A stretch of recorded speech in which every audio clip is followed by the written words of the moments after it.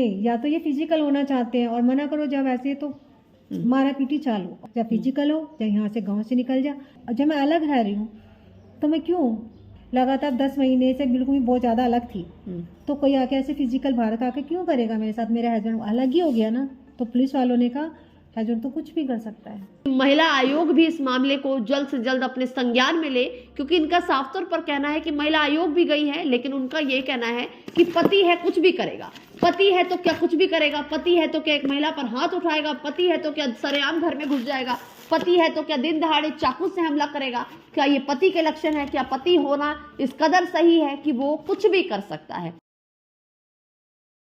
नमस्कार, मैं दिव्या और इस वक्त आप देख रहे हैं झलको दिल्ली। आज की खबर कुछ खास नहीं है, बल्कि कुछ ऐसा है जो बहुत सी महिलाएं हर रोज सहती हैं। बहुत सी महिलाओं के साथ हर रोज उनके घर पर ऐसा होता है, लेकिन कुछ महिलाएं अपनी आवाज उठा पाती हैं और कुछ महिलाएं उसी तरीके से अपने पति द्वारा प्रताड़ना को सहती रहती हैं। देखिए, आज एक ऐसी कहानी समझें आप, या इसको एक खबर समझें।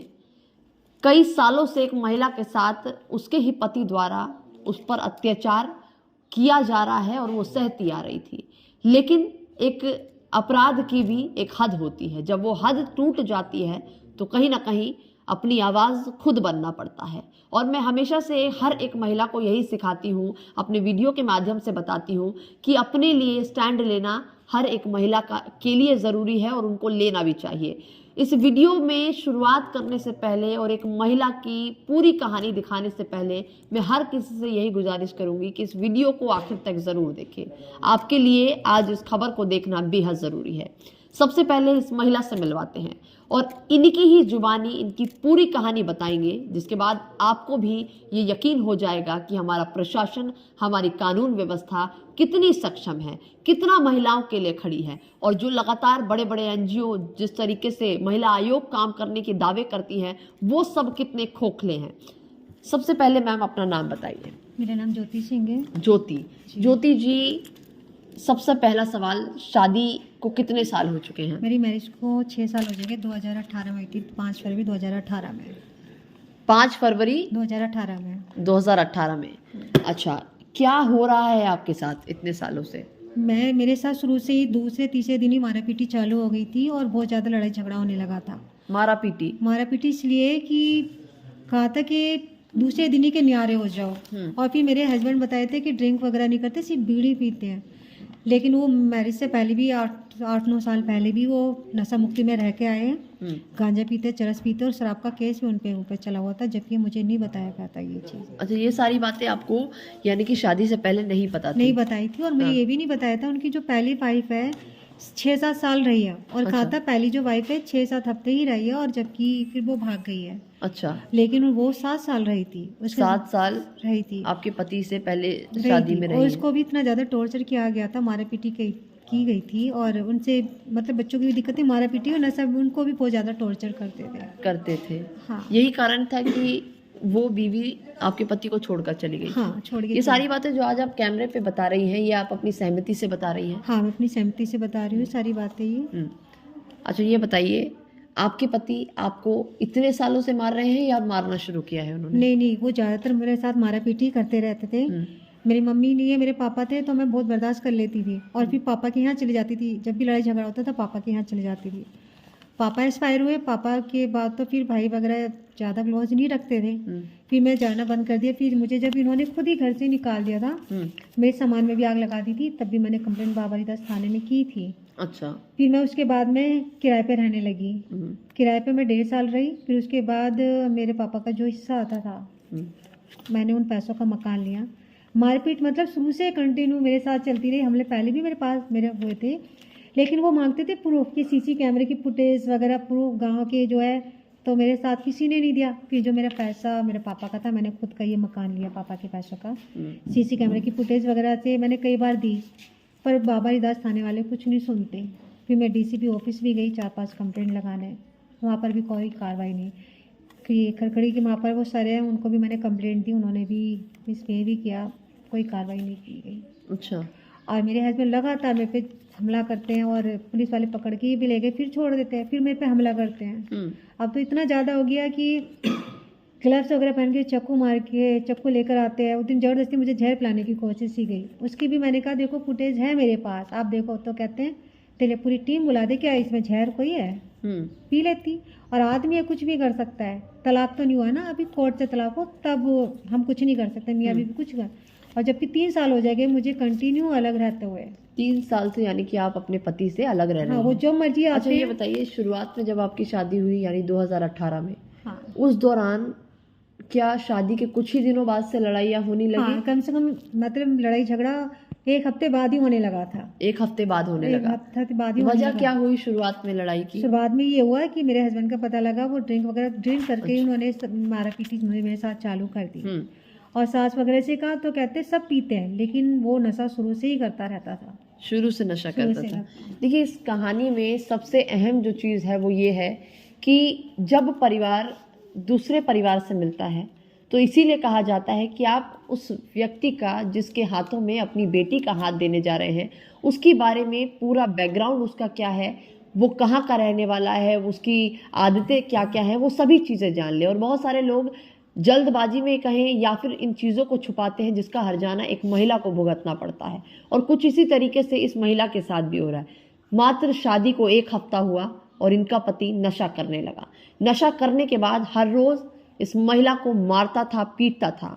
लेकिन कब तक एक महिला इन सब चीज़ों को सहती रहेगी? कभी एक ऐसा समय ज़रूर आएगा जब वो अपने लिए खुद आवाज़ बनेगी। शायद इसीलिए 3 साल पहले ये अपने पति से अलग रहने लगी, लेकिन 3 साल अलग रहते हो गए हैं और आज भी वो पति इसी घर की 4 दीवारी से बार बार घर में कूद कर आता है, बार बार इस पर हमला करने की कोशिश करता है। ढेरों कंप्लेंट इस महिला ने लगा ली है, लेकिन अब भी सोचिए कोई कार्रवाई नहीं हो रही है।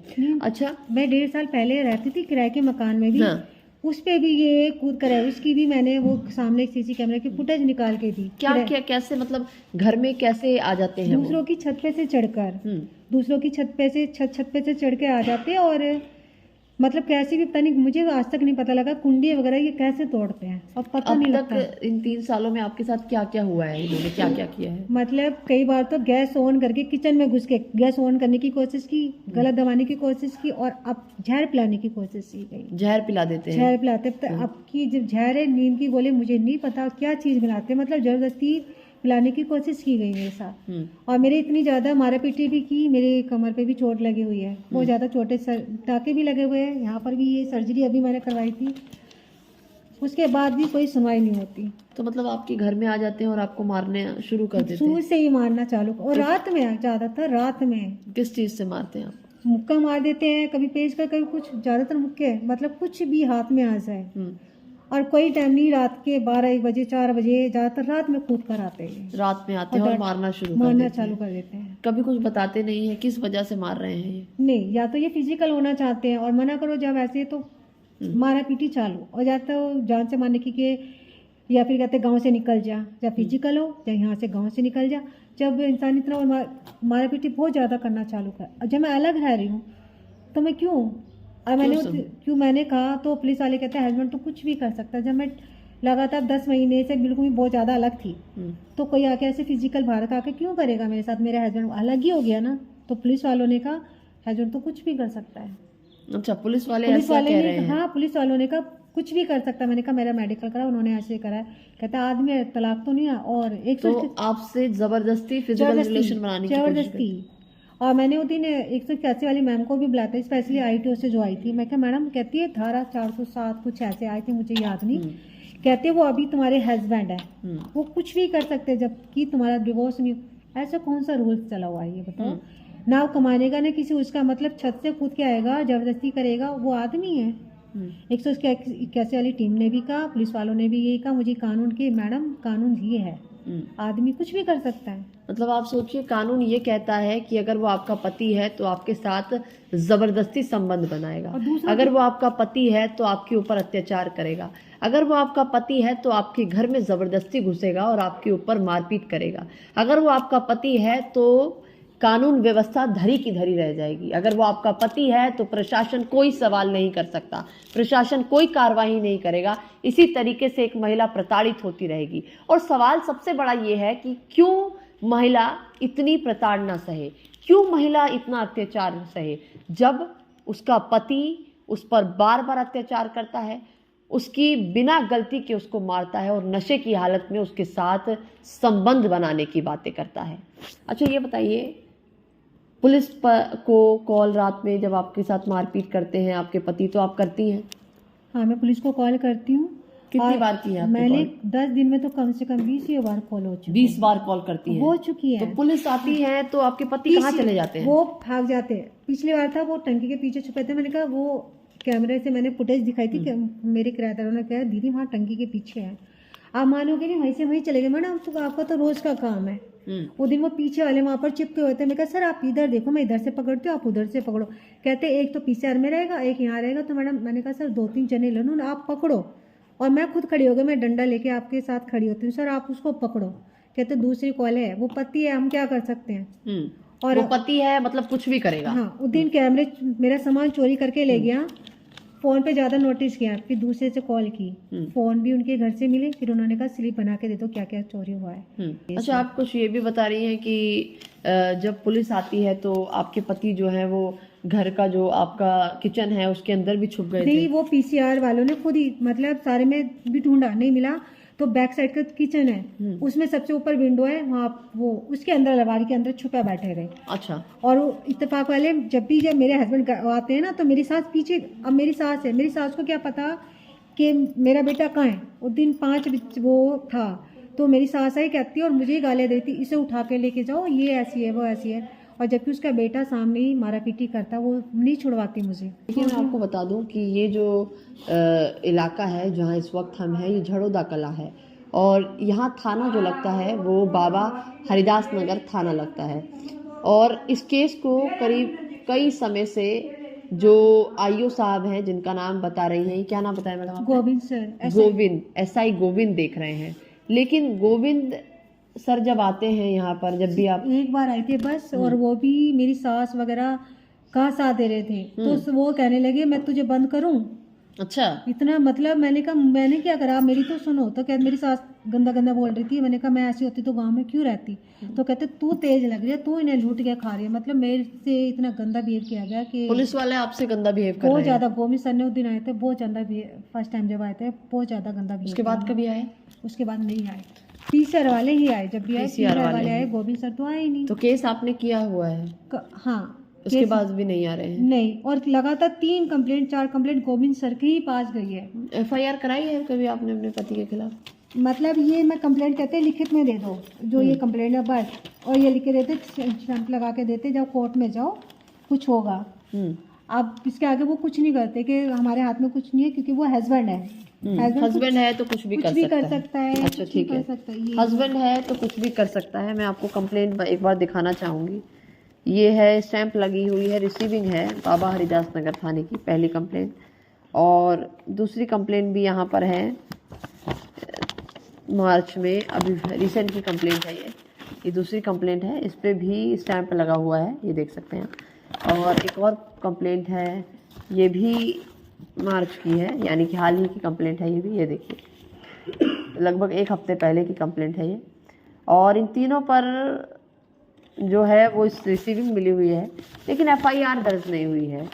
एक पति घर में आ जाता है सरेआम, महिला पर जहर देने की कोशिश करता है, साथ में उसके ऊपर अटैक करता है, उसके घर में चाकू लेके घुसता है, दिन दहाड़े, रात, कोई समय नहीं होता, कभी भी घर में आ जाता है। लेकिन पुलिस अब तक एफआईआर नहीं लिख पाई है इस मामले में। इस केस को जो देख रहे हैं, एसआई गोविंद नाम है उनका। अच्छा, एक सवाल और बताइए, डीसीपी जो इस इलाके के हैं, द्वारका के डीसीपी वो मुझे हर्षवर्धन नाम है उनका, मिले हैं आप उनसे एक बार? मैं गई थी कि वो मीटिंग में गए, लिखित में मैडम कहा कि लिखित में दे जाओ। अच्छा, मिल नहीं पाते क्या आपसे कभी भी वो? नहीं, कहते ऐसे नहीं मिलते वो सर, किसी से नहीं मिलते, लिखित में दे जाओ। अच्छा, बड़े साहब हैं इसलिए शायद नहीं मिलते होंगे। नहीं मिलने कहते लिखित में कोई नहीं मिलता, आप लिखित में दे के जाओ। अच्छा, लिखित में दी है आपने? मैंने 5-6 दिन पहले भी दी थी, 6 महीने पहले भी दी थी, उनके 3 सेक्टर। तो शायद लिखित में देने के बाद भी डीसीपी साहब उनको या तो पढ़ नहीं रहे हैं या देखना नहीं चाह रहे हैं, क्या हो रहा है?